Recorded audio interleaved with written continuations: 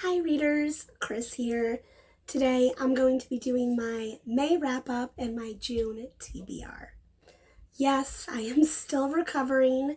I actually feel like pretty good, but obviously I still have a little bit of lingering congestion, so bear with me. All things considered, even with COVID, I actually had a pretty good reading month in May. There's only one book that I did not finish in May, and that is 4 Past Midnight by Stephen King. This is a really chunky book. It has 4 novellas in it. I just could not get through it. I could not finish out that last story. I just couldn't. So I'm not counting this book as part of my May wrap-up. This will go into my June pile. So that leaves 6 books that I finished in May. And I'm going to rank these by order of my personal favorite. And honestly, other than the bottom one, I pretty much liked most of these books in some form or another. The only book I did not like, so number 6 on my list, is going to be Anthem by Noah Hawley. I had hopes for this book. I thought it was going to be weird. I thought maybe it would be a little bit pretentious, but that I would still enjoy it. It's a lot weird. It's actually not as weird as I thought it was going to be. I should take that back. Not as weird as I thought it was going to be, but it is super pretentious. About halfway through this book, the author stops the story and explains what the book is about. Yes, you heard me right. The author breaks the fourth wall, explains what the book is about. Because obviously, as a reader, I'm not smart enough to figure out what this book is about, and I need the author to explain it to me. Yes, that was sarcasm there. I did not appreciate that, and pretty much once that happened, I could not enjoy the rest of the book. I really want to do a rant about it, so I'm going to do that at some point in the future. My 5th favorite book of May is a book that I enjoyed, but the competition was very high this month, and that is going to be Kingdom of Copper by S.A. Chakraborty. This is the 2nd book in her Davabad trilogy, and it's basically an adult fantasy that's all based on Middle Eastern lore. So we have Egyptian lore, Middle Eastern lore, we have genies and jinn, all sorts of tribes, magical water creatures, really cool stuff. The problem with this book, though, the reason why it's lower on my list, is that this book runs into the same problem that a lot of sequel books do, in that it's not as exciting as the first one. There's not as much action. And a lot of the plot, I feel, is actually setting up the 3rd book. So instead of this book having a clear middle, start, middle, end, this book just kind of has a start and then middle. It doesn't really have an end because it's not going to wrap up until the 3rd book. So because it's not a complete story, that's why it's lower on my list, but I still enjoyed it. Definitely going to pick up the 3rd one at some point. Book number 4 for the month is going to be a book that I enjoyed but was not wowed by, and that's going to be Hotel Magnafique by Emily J. Taylor. Again, I had very high expectations for this book, very high. And it's a fun story. It's a fun book. It's a YA fantasy. It's about a magic hotel. I mean, if that's all you need, you're going to love this book. But at this point, I've read so many fantasy, so many YA. I just need a little bit more in order for something to be, truly spectacular.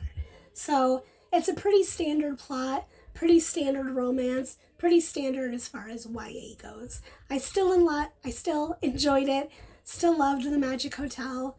I still would recommend it. It's just not mind-blowing. So that's why it's a little bit lower. Now my top 3 of the month, these were really hard to choose, but number 3 is going to be The Last Olympian. This is the 5th and final book in the original Percy Jackson and the Olympians series. This is by Rick Riordan.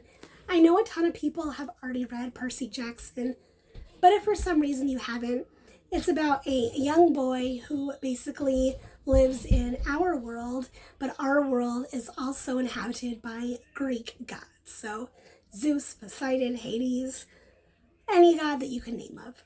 And throughout this series, there has been so much mythology, so much. And just when I thought that they've covered it all, more comes along. Every single book in this series has been leading up to this one. There's like a big battle between Percy and his nemesis, the nemesis of the gods, one of the Titans, the Titan Kronos. They have this huge battle on the streets of Manhattan. As a New Yorker, I absolutely loved it. So much fun. So much fun. Again, it was just really, really hard to pick between this one and the other two. But I still, even though this book is number 3, I still really enjoyed it. Definitely recommend this series. Books number 1 and 2, I had a really difficult time choosing between. So by a sliver of a margin, my second favorite book of the month is going to be The Bear and the Nightingale by Catherine Arden. I am new to this series, the Winter Night series, and where has this series been all my life? If you are a lover of fantasy at all, definitely recommend this. I don't know how to explain this book other than it's beautiful. It's written like a fairy tale. It feels like a fairy tale. It has very classic fairy tale-esque characters, but yet at the same time feels like something new and exciting. Really, really, really love this one. Can't wait to continue this series. Why is it not number 1? The only reason it's not number 1 is because this book did not make me cry, and number 1 made me cry. And the book that made me cry in May is going to be The House in the Cerulean Sea by T.J. Klune. Going into this book, my expectations were astronomical because I don't think I've heard anyone say anything bad about this book ever. So that made me super nervous. And yes, I think some people do hype up this book a little bit too much because at the end of the day, it's a very simple story. It's a simple story about this orphanage. There's a group of kids. They all have special abilities, and this caseworker comes to visit, and he has to decide if, it's a good home for the kids to be. And of course, stuff happens. Stuff gets figured out. People find out where they belong and who they are. The way that I would describe this story is basically it's like a piece of candy. You unwrap a piece of candy, and maybe you don't know what that candy is, and then you eat it, and it's so sweet that it hurts your teeth. That's a little bit how this book felt to me. It's so sweet that it made my teeth hurt. And at times, I almost rolled my eyes because I'm like, oh man, this book is it cannot get any cuter or sweeter. But it really did give me the feels. It really did. It really gave me the feels. So if you are someone that wants the feels, if you are someone that likes fantasy, found family, anything like that, definitely recommend this one. There's a quote on the cover of this book that says, I loved it. It's like being wrapped up in a big gay blanket. Simply perfect. And that quote is from V.E. Schwab. That's exactly how I would describe this book. Being wrapped up in a big gay blanket. And I loved every minute of it. So, yes, I absolutely love this book. Definitely recommend it. It's probably going to be one of my favorites of the year. Just because of how much it got me in the feels. So those are all the books that I read in May. So now it's time to move on to what I hope to finish in June. And starting with, of course, my Stephen King book for the month is still, like I said, 4 Past Midnight. Now, it shouldn't take me too long to finish this book. So if I do finish it, I think the next Stephen King book on my list by publication date is actually going to be The Wastelands, which I believe is the 3rd book in the Dark Tower series. So we'll see how far I get in either one. For my reader recommendation of the month, I don't have a physical copy, but I have an e-copy of a book. I'll pop it up right here. Innovative Magic by Christy Bolin. If you've been with the channel for a while, way last year, I was a beta reader when Christy published a book called Hybrid Mages. That was book 1 in a series. This is book 2.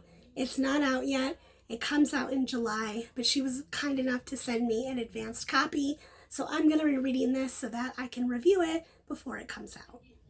Next up, I have my adult fantasy for the month, and this one I am super excited about because this has been recommended to me a bunch of times, and that is going to be The Blade Itself by Joe Abercrombie. This is the first book in his First Law trilogy. Whenever people talk about grim dark fantasy, this is the book that I always hear about. I always hear about it. So again, I have very high expectations going into this book. We'll see how it goes. Next up, I have my rando book pick, and it's going to be a romance in June. And I was having a hard time choosing between Rivals, the third book in the American Royals series, or Tokyo Dreaming, the sequel to Tokyo Ever After. I want to read both of these as quickly as possible, but I could only pick one, so I went with Tokyo Dreaming. If for some reason I can finish this before the end of the month, I will be starting Rivals next. Next up, I have a YA fantasy, and this one was hard for me to pick because, funny enough, I really don't want to read this book. I don't know why, but I really don't want to read it. But I picked War Storm by Victoria Aveyard. This is the 4th and final book in the Red Queen series. And to me, the Red Queen series has gotten worse and worse as the books have gone on. So I've been procrastinating reading this one. I started this series a year ago. A year ago in like March or April 2021. It's taken me this long to get through it. Part of me wants to just finish and be done with it. The other part of me, it is Pride Month, June Pride Month, and there is a character in the story who is an LGBT character we just got like a little bit of them in the previous book. They seem to have a bigger presence here, more of a POV, so I thought, okay, that gives me an excuse to finally read this book and finally put the series to rest so that I can move on. Next up, because I finished Percy Jackson, I can now start a new middle grade series. And the one that I picked for June that will take me through at least a majority of the rest of the year is going to be The Land of Stories. This first book is called The Wishing Spell, and this is by Chris Colfer. If you're not familiar with Chris Colfer, he was on Glee, which I loved Glee when it was on. And I've been wanting to read this book series by him for a while. Again, I don't know if there are any LGBT characters in here, but the author himself obviously is a LGBT person. So I figured, hey, again, that works great for Pride Month. And I've always wanted to read this series because it sounds super cute and that cover is just adorable.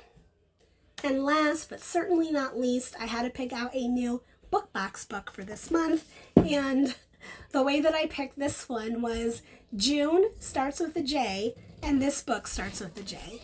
Jade, Fire, Gold. Jade, Fire, Gold. This is by June C.L. Tan. I know nothing about this book. I'm pretty much going in blind, other than obviously it's based on a little bit of Asian mythology. I don't remember when I got this book from Owl Crate, because I think it was last year. So because it's been a while, I just want to show off what this book actually looks like. Starting with our beautiful sprayed edges. We've got beautiful green sprayed edges. As if that's not pretty enough, we have a lovely gold foil stamp on our cover here. It's just a sword and some kind of a sun, moon, but I think that it's beautiful. I love this green. It's such a beautiful green. Now, the dust jacket itself, of course, is reversible. And on the inside here, we have a young girl and a dragon. She's wearing blue. The dragon is all in blue. And then on the other side, we have a young boy, a phoenix with a multicolored rainbow tail. The boy is wearing an eye patch. He's kneeling down. I mean, is that not gorgeous? Is that not gorgeous? So definitely, all the books from Crate are gorgeous, but my personal favorites are the ones that have the sprayed edges and also a shiny gold stamp on the cover. I did not intend for this to happen when I picked out these books, but as you can see, I've got 3 green books in June, which I think is appropriate because June is basically a spring, summery month. So anyway, those are all the books that I hope to read in June. It's a lot. It's pretty aggressive. We'll see what happens. If you like this video, please give it a thumbs up. If you're not already, please subscribe to my channel. I promise my voice does not always sound like this. Someday it'll go back to normal, hopefully someday soon. But anyway, hope you enjoyed. Thank you for watching. Happy reading!